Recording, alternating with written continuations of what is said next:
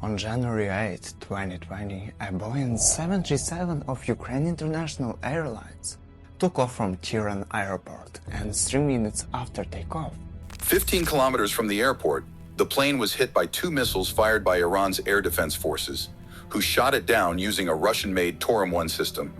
All 176 people on board were killed. These were citizens of 6 countries: Iran, Canada, Sweden, Afghanistan, the United Kingdom, and the Ukrainian crew of 9 people. It was the largest aviation disaster in Ukrainian history in terms of the number of fatalities. For several years, efforts were made to hold Tehran accountable, but without success. In April 2023, 10 military personnel involved in the downing were sentenced in Iran. Their names were not disclosed, nor were their faces shown. The commander of the air defense unit received a 10-year prison sentence, while the other 9 were sentenced to terms ranging from 1 to 3 years. The catastrophe occurred at a time when the Iranian army was striking U.S. forces in Iraq in retaliation for the killing of General Soleimani. Initially, Tehran claimed that a technical malfunction had occurred, with the air defense forces mistaking the plane for a missile. However, later, the commander of the IRGC aerospace force stated that he took full responsibility for the downing. The Islamic Revolutionary Guard Corp is a pocket-sized intelligence services for the Iranian political elite, which has become one of the most powerful tools of total control. The IRGC was created in the late 1970s as a small group tasked with protecting the clergy and overseeing laws and order. But over time, it transformed into a monstrous force, becoming terrorists and war criminals who are difficult to get rid of. The IRGC has become the most powerful group and, in fact, an army in its region headed by the USA, the UK, and surprisingly, Israel. In this video, I will tell you about the history of Iranian intelligence services, how a small agency created to reform the country transformed into global terrorists, how the last Shah of Iran, Mohammad Reza Pahlavi, turned the path of reforms into a road of torture and mass murder, and the role played by Ruhollah Musavi Khomeini in this. I'll also discuss how the IRGC today controls terrorist groups worldwide and why the USA, UK, and Israel have created a monster they now cannot get rid of. I will start with Mohammad Reza Pahlavi, the man often called the last Shah of Iran. He came to power in September 1941 and continued his father's policy of reforming the country. If I were to summarize his views and policies in 2 words, Pahlavi was trying to move toward the Western countries. And the reforms were gradually being implemented, but they were opposed by the Shia clergy, whose focus was not on the reforms, but on Islamic fundamentalism. One of the Shah's biggest opponents was the radical movement led by Ruhollah Musavi Khomeini, a man who would take control of the country within a few decades. Under his leadership and influence, the clergy destroyed everyone who advocated for the modernization of Iran. The religious establishment eradicated politicians and officials, with Khomeini covering for them, since in Iran, murder can be justified if approved by the higher clergy. Khomeini embodied this explosive combination. Nevertheless, the reform of Iran continued.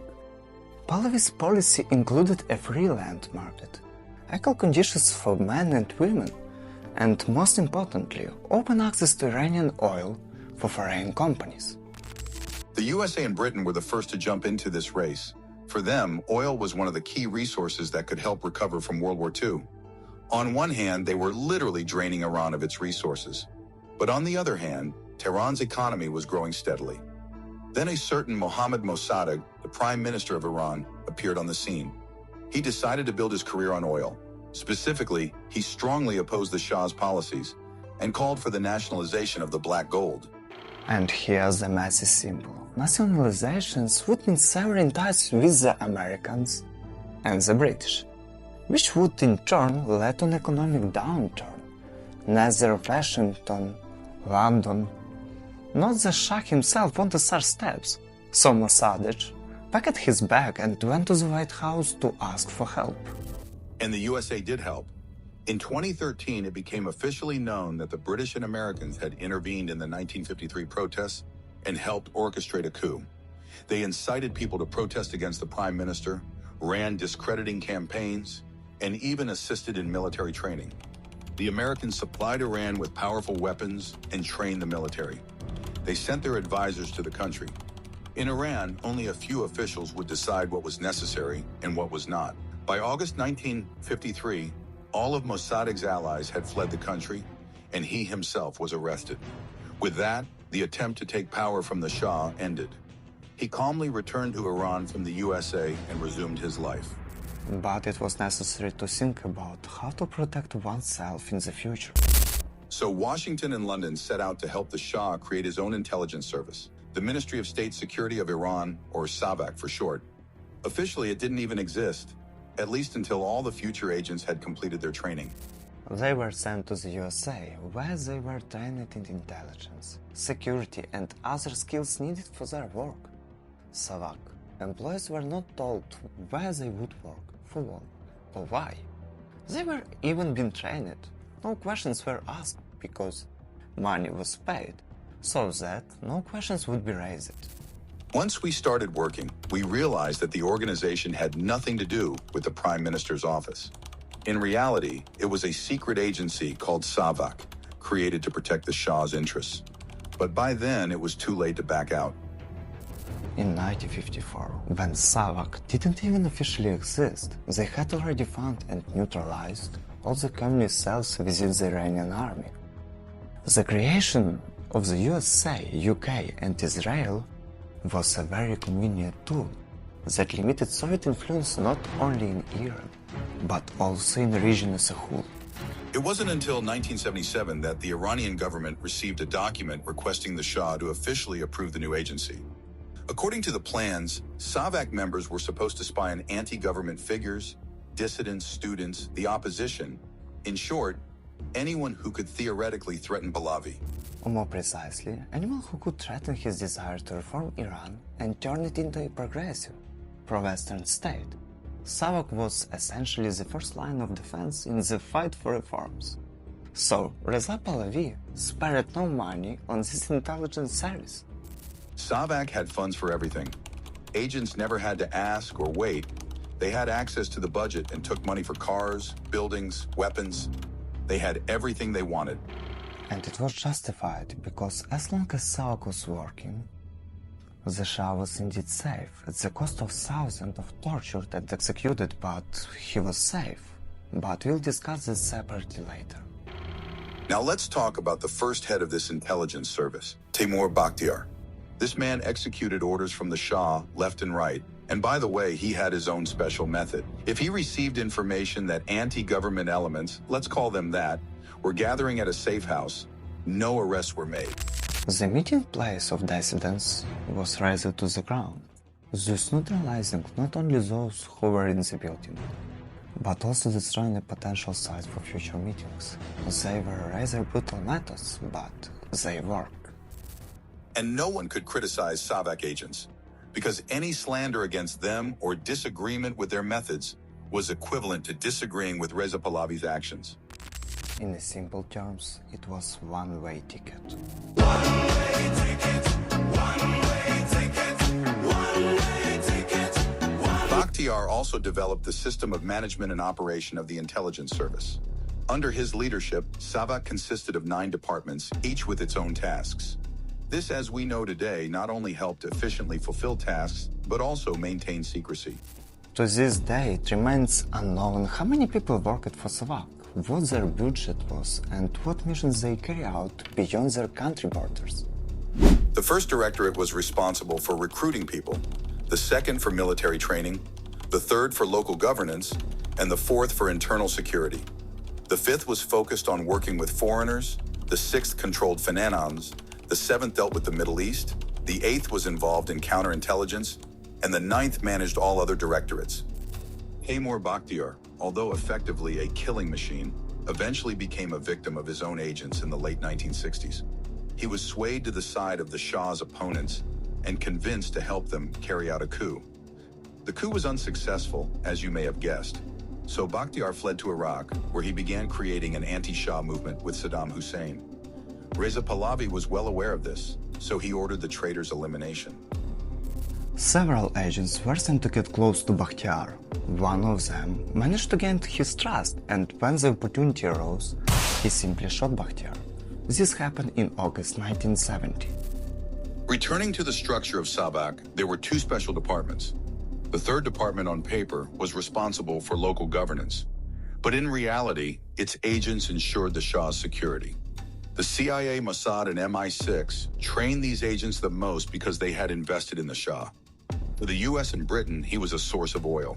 For Israel, an ally who would have their back in case of war. Whether this worked or not, you already know. The second department, on paper, was responsible for training recruits, but it was also in charge of interrogations. The head of this department was Parviz Sabeti, a rather popular figure in Iran at the time. He was known by officials, ministers, and military personnel. In short, he was not the last person in the state. Among all the tasks assigned to him, Parviz Sabeti often appeared on television, especially after large-scale raids, arrest of opposition members, dispersal of protests, or torture. Standardly, all statements were aimed at protecting the royal family. In addition, he ensured that everything happening in Savak prisons remained there. You could say that he managed these tasks quite well, as to this day, it is still not known exactly how many people were tortured by the agents of this special service. According to various organizations, including Amnesty International, the number of tortured individuals could range from 100,000 to 380,000 people. The Shah's reforms might have had a chance of success, but the ministers in his government did not tell him about the troubles occurring in the country. This was a consequence of dictatorship, repression, crime, and poverty among some segments of the population, all of which led to the destruction of the intellectual elite of Iranian society. The Savak agents list included at least 50 different ways to extract information from a prisoner, and after interrogations, only a few survived. Meanwhile, Parviz Sabeti regularly appeared on television to deny all information that agents had tortured someone somewhere. During my leadership, I never encountered torture, repression, or any other violence within the walls of the Savak headquarters or its prisons. Everything that so-called former prisoners talk about is a lie. There was no official confirmation, there is none, and there never will be. And that's far from all the lies. Parviz Sabeti even wrote a book where he whitewashed himself, the special service, and the regime activities.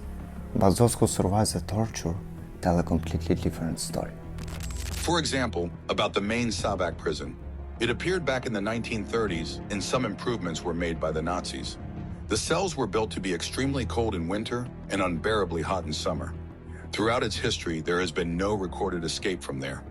The methods of torture were also quite specific. Victims often had their arms twisted in the opposite direction, turned back and forth until the prisoner said what the investigators wanted to hear. When prisoners asked for water, they were poured several liters down their throats, and some were unlucky enough to be given boiling water. Men had heavy weights tied to their testicles and were forced to stand. They were electrocuted, had their nails and teeth pulled out.